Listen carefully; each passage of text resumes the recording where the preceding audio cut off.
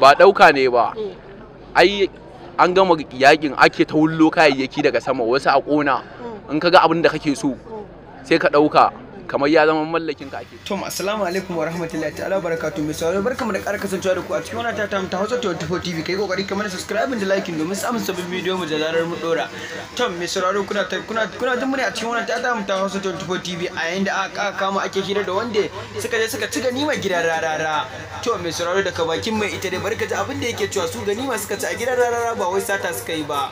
In ka ga abin da kake so sai ka ɗauka kamar ya zama mallakin ka ake cewa. To me hujjan ka kai na ɗauka? Hujjata ta ɗauka. Ai ba ni babban hujjata kawai da yakin nan da aka yi naga an yi yaki an bar ganima. To ya aka ka fada komar jami'an tsaro? To ita dai ganima dai an san halakci. Dan a zamanin annabawa ma in aka yi yaki ana samun ganima.